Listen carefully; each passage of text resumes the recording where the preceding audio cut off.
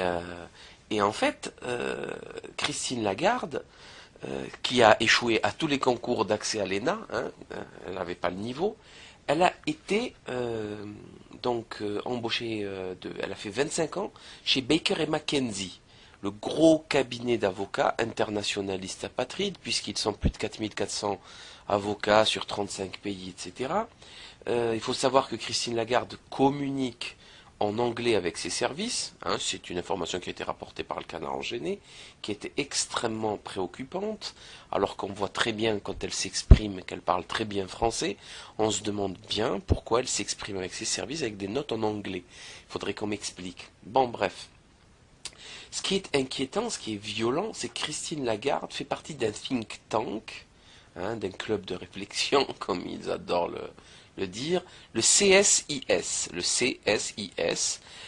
et elle préside avec, je te le donne dans le mille et mille, Zbigniew Brzezinski, ce psychopathe criminel, cet apatride, assassin, elle préside avec lui la commission d'action USA-UE Pologne, hein, USA, Europe, Pologne. Donc ils s'en sont servis pour libéraliser la Pologne. Alors là, c'est des histoires rocambolesques. Il suffit de lire la fiche Wikipédia de Christine Lagarde ainsi qu'un dossier croustillant du réseau Voltaire. Donc, Baker McKenzie, Christine Lagarde a travaillé pour les intérêts de Boeing, Lockheed Martin, contre les intérêts d'Airbus et de Dassault, c'est-à-dire contre les intérêts européens et donc, in fine, les intérêts français. Hein. Donc, si Airbus a moins de travail, il y aura moins d'argent, plus de chômage, etc., etc.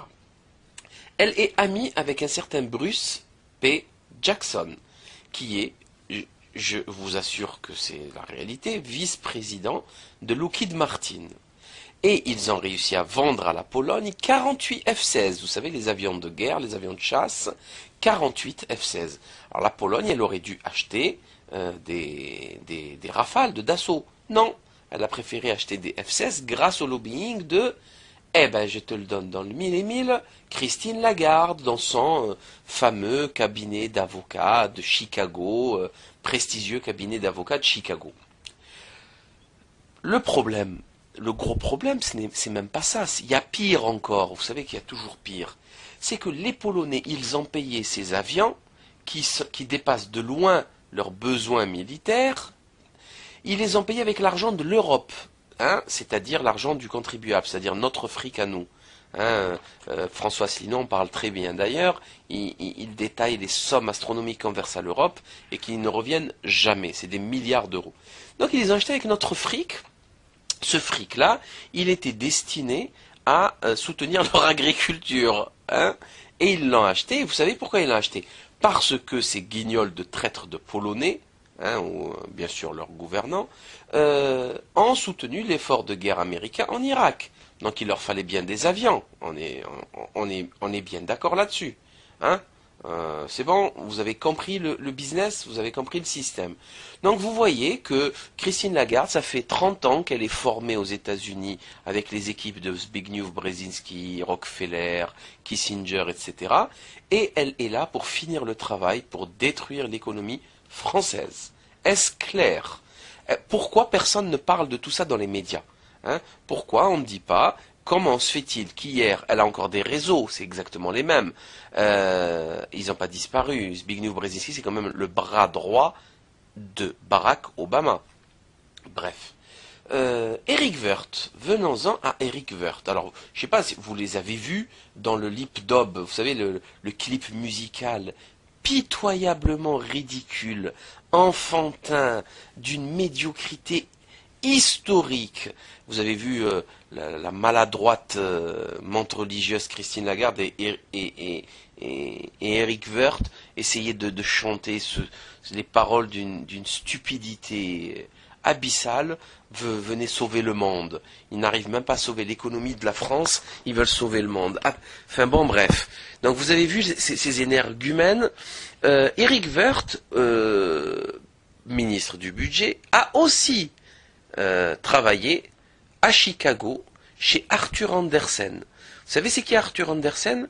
C'était une maison d'audit encore là aussi internationaliste, hein, apatride, qui faisait les audits d'entreprise et qui a coulé, totalement coulé en 2001, hein, pour l'affaire en 2000-2001, sur l'affaire Enron. Enron, c'était une grosse entreprise d'énergie, c'était la première entreprise américaine, c'est une affaire à 100 milliards, 105 milliards si je ne m'abuse.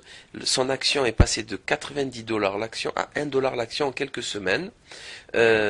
Cette entreprise Enron avait 3000 sociétés offshore, donc dans les Bermudes, les Caraïbes, etc., pour sortir l'argent et ne pas payer d'impôts et le détourner.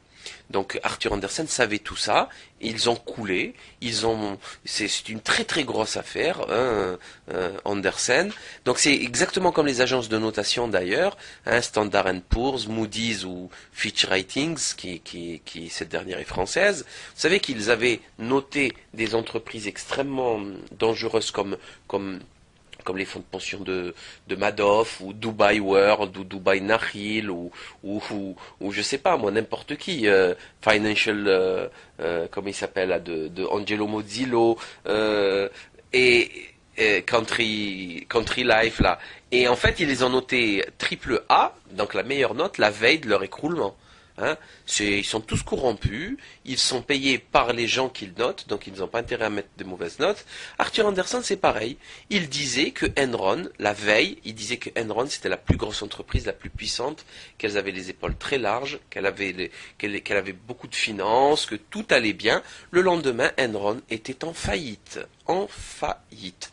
Et Eric Wirth, il a travaillé avec eux à Chicago, la même ville que Christine Lagarde. Donc vous commencez à comprendre un petit peu qui sont ces gens, hein, pourquoi ils sont là, qu'est-ce qu'ils sont en train de faire. Hein. Il faut essayer de saisir, il faut essayer de suivre tout ça. C'est très intéressant.